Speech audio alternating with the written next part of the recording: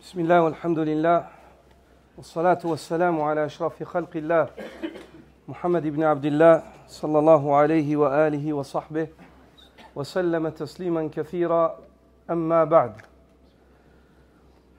Souvent on entend des personnes dire je ne fais pas la prière parce que je n'ai pas arrêté certains péchés.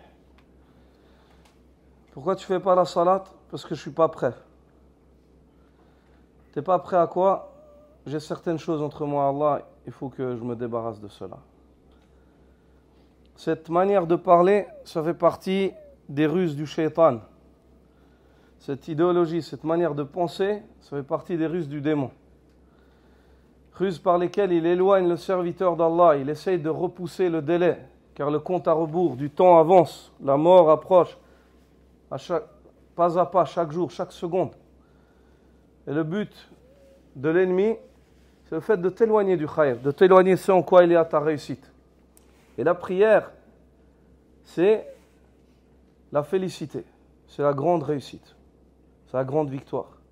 C'est pour ça que le muezzin, lorsqu'il fait l'appel à la prière, il dit « Hayya ala al-falah » accourez à la félicité après avoir dit « Hayya ala al-salah » venez à la prière. « Idan al-salat ou al-falah » c'est la réussite. Et Allah subhanahu wa ta'ala, au début de Surah Al-Mu'minun, dit « Qad aflaha al-mu'minun, alladhina hum fi salatihim khashi'un » ont très certainement réussi les croyants, ceux qui sont humbles, qui se tiennent dans leur prière avec modestie devant Allah subhanahu wa ta'ala, avec calme. Ils sont concentrés dans leur salat, ils savent qu'ils se tiennent devant Allah azza wa jal. Ils complètent leur salat comme Allah la veut. Ils ne se pressent pas. Ils la prient avec méditation, avec amour, espoir et crainte. La prière, c'est la réussite. C'est la réussite. Cette manière de penser, elle est fausse. Si tu fais partie de ceux qui pensent ainsi, rectifie-toi rapidement avant qu'il ne soit trop tard. Par Allah azza wa jal, s'il y a une chose qui te rectifiera et qui fera que tu vas changer et te débarrasser de ces choses dont toi tu penses que c'est un obstacle et qu'il ne faut pas faire la prière avant de te débarrasser de cela, il n'y a pas un meilleur moyen que la prière. Allah subhanahu wa ta'ala, dans le verset qu'on vient de lire de Surat Al-Ankabut, il dit « Utlu ma uhiya ilayka min al-kitabi wa aqimis salah » Lis ce qui t'a été révélé du livre et accomplis la prière. Lis le Coran, prends les enseignements divins et accomplis la salat. Pourquoi, ya Allah? Qu'est-ce que je vais gagner avec cette salat dans le dunya? C'est comme si on allait lui poser la question. Allah nous répond. Ceci car, inna salata tanha anil fahsha'i wal munkar. Wa la dhikrullahi akbar. Wallahu ya'lamu ma tasna'un. Ceci car la prière obstrue à l'immoralité, à la turpitude et au munkar et au mal. C'est comme si Allah subhanahu wa ta'ala, il t'ordonne la salat, toi tu lui dis, ya Allah, mais cette salat, qu'est-ce qu'elle va, elle va me faire quoi dans le dunya? Si tu la fais sincèrement, elle va t'éloigner des péchés. Elle va te débarrasser de l'immoralité et de tout péché, de tout mal. Quel est le but de cette salat, ya Allah? Wa la dhikrullahi akbar. Et le rappel d'Allah, c'est la plus grande des choses qui soit. Je fais cette salat pour faire le dhikr d'Allah. Plus je me rappelle sincèrement d'Allah dans ma salat, plus ma salat va me débarrasser de mes souillures. Elle va enlever mes péchés. Wallahu ya'lamu ma tasna'un. Et Allah subhanahu wa ta'ala sait très bien ce que vous faites. Il sait les péchés que vous commettez. Malgré le fait que vous fassiez cette salat, Allah le sait. Mais si vous le faites sincèrement, Allah azza wa jal va vous débarrasser de cela. C'est pas possible. Une personne qui fait la salat sincèrement, pendant un moment, c'est fini, il va changer. C'est sûr. Toute personne ici, tous les frères qui sont là, ils le savent. Les jeunes frères, ils le savent. Ils ont essayé. Ils le savent. Je leur apprends rien. C'est un rappel. Ils le savent. Ils ne le savent pas forcément techniquement. Ils ne vont pas t'évoquer les versets, mais ils le savent pratiquement. Et la pratique, c'est un savoir. L'expérience, c'est une science aussi. C'est un savoir. Vous le savez. Wallahi, c'est comme ça. Je jure par Allah que toute personne qui fait sa prière sincèrement, il est humble dans sa salat. Allahu Akbar, quand il fait le takbir, et il essaye de faire sa prière comme le prophète sallallahu alayhi wa sallam l'a fait. Il essaye d'apprendre comment il a levé les mains, comment il a fait. Il essaie d'apprendre. Il essaie d'améliorer sa salat. Plus il améliore sa salat, plus sa vie, elle s'améliore. Sa foi, elle s'améliore. Sa situation, il délaisse les péchés. Ça, c'est dans le dunya. Dans l'au-delà, si la salat est bonne, tout le reste de tes actions sont bonnes. أول ما يحاسب عليه العبد يوم القيامة صلاته قال النبي صلى الله عليه وسلم. La première chose sur laquelle sera jugé le serviteur le jour de la résurrection, c'est sa prière. Ô vous qui jeûnez le mois de Ramadan et ne faites pas vos 5 prières. Subhanallah. Le mois de Ramadan, c'est bien que vous le jeûniez, mais la prière, elle est encore plus importante. C'est la première chose. Allah, avant de te demander pour le Ramadan, il demandera pour la salat. Et la salat, elle demande moins d'efforts que le mois de Ramadan. Si tu as réussi à faire le Ramadan, c'est plus simple pour toi de faire une salat. Pourquoi tu ne fais pas ta salat? Pourquoi tu ne fais pas ta salat? Le prophète, sallallahu alayhi wa sallam, pour te donner l'exemple de ce de quoi te débarrasse la prière, dans le Sahih de l'imam al-Bukhari, il dit, sallallahu alayhi wa sallam aux sahaba, رأيتم لو أن نهرا بباب أحدكم يغتسل فيه كل يوم 5 مرات هل يبقي ذلك من درنه شيئا؟ قالوا لا يبقي ذلك من درنه شيئا. قال صلى الله عليه وسلم ذلك مثل الصلوات الخمس يمحو الله بهن الخطايا.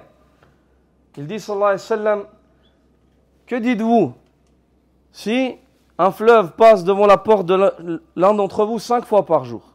5 fois par jour, de l'eau abondante, en grande quantité. Puis la personne, elle sort, elle se lave. Dès que le fleuve il vient, hop, elle ouvre la porte et dit, ah bah je me purifie. Est-ce qu'il restera quelque chose de la souillure de cette personne? Ils ont dit, il ne restera rien de la souillure de cette personne, ya Rasulallah. Il a dit, ça c'est l'exemple des 5 prières. Allah efface les péchés avec celle-ci. Allah efface les péchés avec ses salats. Vous n'avez pas besoin que vos péchés soient effacés. Wallah, on a besoin. Wallahi, on a besoin. On a des péchés, Allah il sait. On a besoin que nos péchés soient effacés. T'as pas besoin. T'as besoin. Le prophète sallallahu alayhi wa sallam profitait de cette salat. Les sahaba à qui Allah a promis le paradis, Abu Bakr as-Siddiq, on lui a promis le Jannah, il était vivant, il marchait sur terre. Il disait, si mon pied droit il rentre au paradis, j'ai peur que le gauche il reste en enfer. Fais l'effort. Fais l'effort, ya akhi. Tu as besoin de te purifier. Et Allah aime ceux qui se repentent et Allah aime ceux qui se purifient. Inna Allah yuhibbu tawabin wa yuhibbu al-mutatahhirin. Allah aime ceux qui se repentent et Allah aime ceux qui se purifient.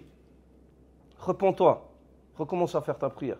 Fasse en sorte que ce ramadan-là, il ne passe pas. Dès ce soir et dès demain, tu ne lâches plus ta salat. 5 prières, tu n'as pas honte.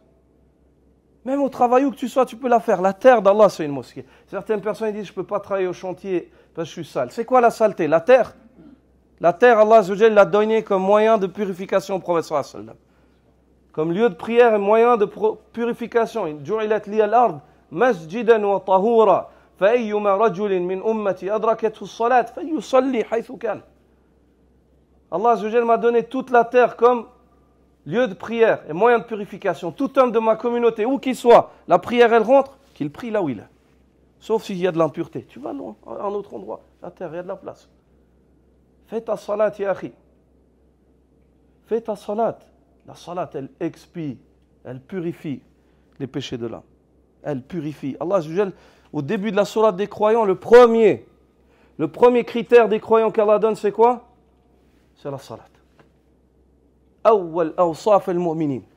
Le premier critère des croyants. قد أفلح المؤمنون الذين هم في صلاتهم خاشعون. Les croyants ont réussi. Qui sont ces croyants, ya Allah? C'est quoi les vrais croyants? C'est ceux qui se tiennent dans la prière avec piété. Ils sont humbles, concentrés. Ils s'acquittent de la prière comme il faut, dans son temps, avec ses conditions et ses piliers. Ça, c'est le premier critère. Allah l'a appelé la salat, il l'a appelé comment? Iman. Iman.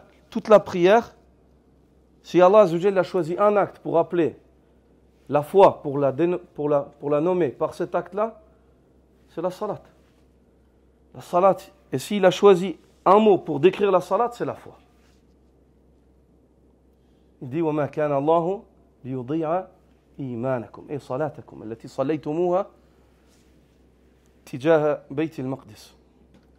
Allah Azza wa Jal ne prendra pas en vain, ne perdra pas votre iman. Quand les musulmans ils ont prié pendant un moment, direction Masjid Bayt al-Maqdis, Masjid al-Aqsa, quand quand Allah Azza wa Jal a révélé qu'ils se tournent vers Masjid al-Haram, qui est au sud, à l'opposé par rapport aux Médinois, les hypocrites et les juifs ont dit, subhanallah, c'est quoi cette salat?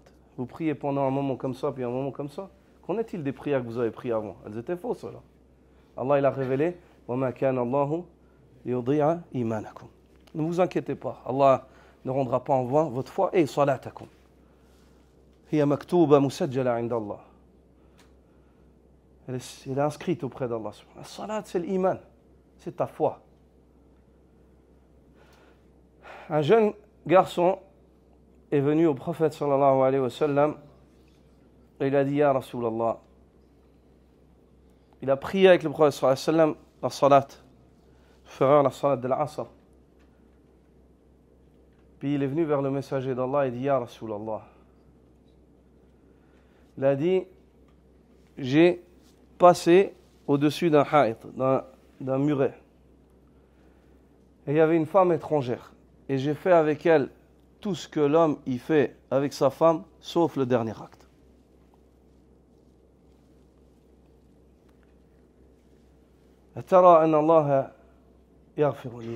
Tu penses qu'Allah subhanahu wa ta'ala peut me pardonner? Le prophète sallallahu alayhi wa sallam l'a exhorté.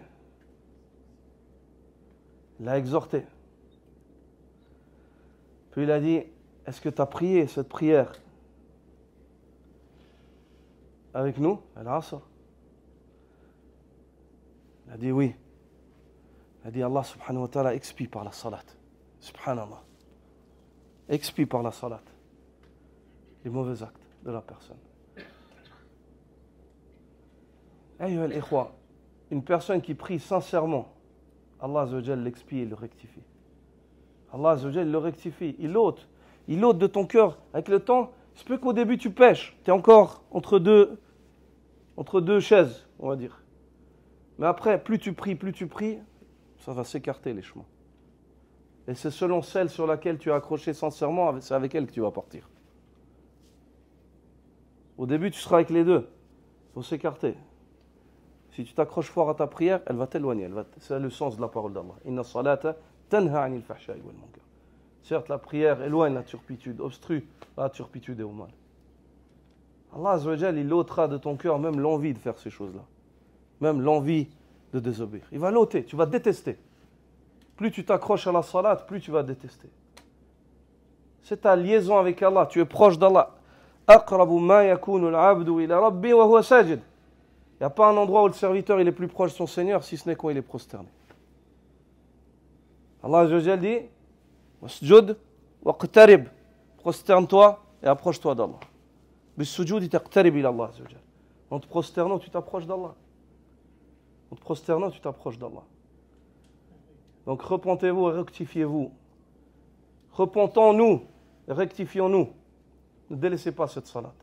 Faites en sorte que si au moins une chose on a pu gagner dans cette mosquée, durant ce mois-là, si au moins on a pu gagner qu'un musulman qui ne priait pas, il fasse ses 5 prières. Alhamdulillah, ça nous suffit. Si on est sincère, ça nous suffit auprès d'Allah subhanahu wa ta'ala. Subhanakallah wa bihamdika ashhadu an la ilaha illa anta astaghfiruka wa atubu ilayk.